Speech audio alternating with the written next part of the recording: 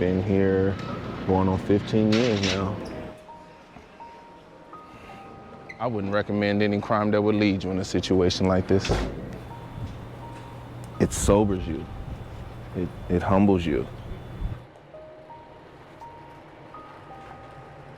Even after all these years behind bars, Terrence Ford still struggles with the life he calls hell.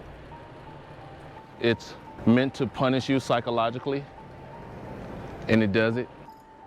Other than the prison yard, this is pretty much his entire world. A 6x10 cell where days seem to blend together, and the only connection to the outside is a tiny window that's sealed shut. Not being able to just go outside or hear a bird or see trees blowing in the wind, that gets to you. Even before arriving at Salinas Valley, a level 4 maximum security state prison, his life wasn't much better. I remember I was 3, walking down the street by myself in my Pampers. My mother didn't even have a clue of where I was. Born in Richmond, he grew up surrounded by gangs, drugs, and violence. It was, as he put it, the norm. I've walked by cars and seen dead bodies just sitting in there that's been shot to death. I've walked up streets and seen dead bodies just laying on the street that I guess no one called the police to come get him. By the time he was 18, he was already serving his first stint in prison for burglary. Then, in 2008, he held a driver at gunpoint, taking him with him. That resulted in a kidnapping charge and a sentence of 26 years to life. Something I thought was simple turned in to be the worst mistake of my life. According to the CDC, about 60% of adults suffer from some type of childhood trauma, compared to 97% among prison inmates. Even so, it's a topic that's rarely discussed within prison walls. But that might be changing. Volunteers, are you ready?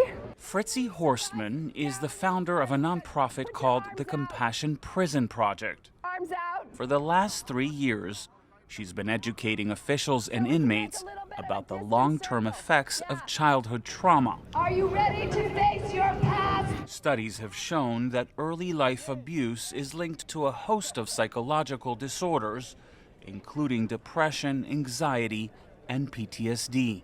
Being told you're not good enough by your family, being beaten up by your parents.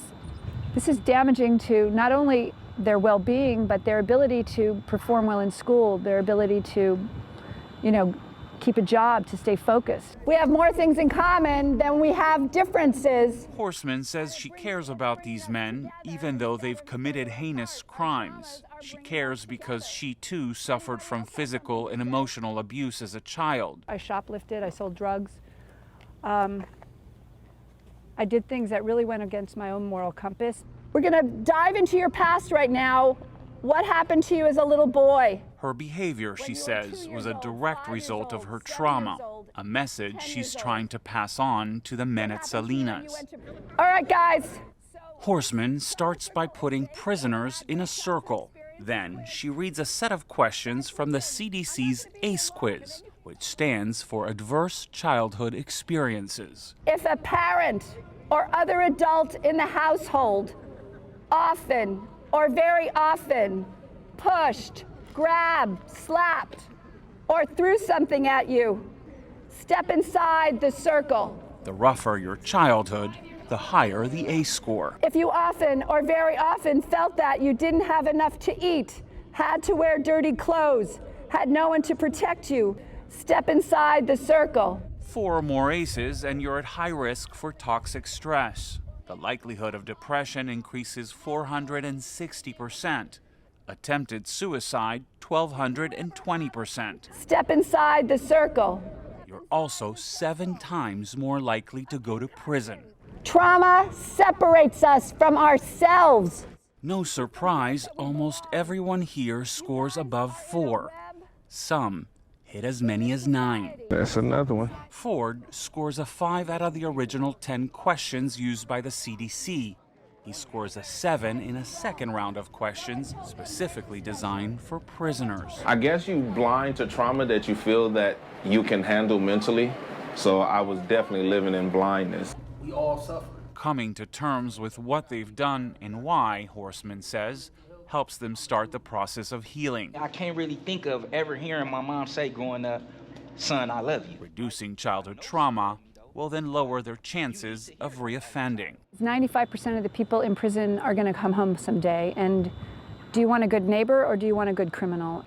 For Ford, it was a moment of realization that he's not alone. It showed that no matter what you go through, there's always someone here that has went through it with you. Even though his road to recovery is just beginning, he's hopeful, knowing that unshackling the chains of the past is the right step towards freedom. Itai Had, KPIX 5.